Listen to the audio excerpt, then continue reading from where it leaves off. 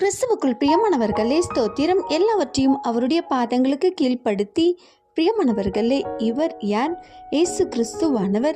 இவர் நமக்காக என்ன செய்தார்?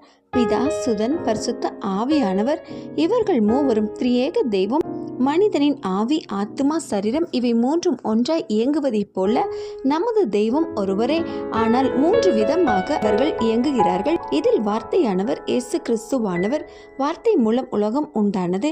இந்த வார்த்தை மனிதர்களுக்குள் சென்று அவர்களை உருவாக்கியது.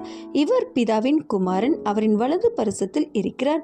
சர்வமும் இவராலே உண்டாக்கப்பட்டது, இவருக்காக உண்டாக்கப்பட்டது. மனிதர்களை படைத்தவர். அவர்களுடைய வாழ இந்த பூமியை படைத்தார். மனிதர்கள் பாவம் செய்ததால் தேவனின் மகிமையை இழந்தார்கள். ஆனாலும் மனிதர்கள் மீது கொண்ட அன்பால் மனிதர்களுக்கு உதவியாக இருக்கவும் தேவனை மனிதனாக பிறந்து இந்த உலகத்தின் நீதி, நியாயம், நியமங்களின்படி வாழ்ந்து நமக்கு விடுதலையை பெற்று தந்துள்ளார். ஆகையால் நாம் இப்பொழுது நேரடியாகவே தெய்வத்தோடு பேசும் உரிமையை பெற்றுள்ளோம். தேவனோடு நாம் ஒரு குழந்தை அப்பாவோடு பேசுவதை போல் பேச முடியுங்க. இந்த நிலையை நமக்கு உருவாக்கி தரவே நமக்காக சிலுவை பாடை ஏற்றார். மனிதர்கள் பாவத்தின் நிமித்தம் தேவனோட பேச முடியாதுங்க.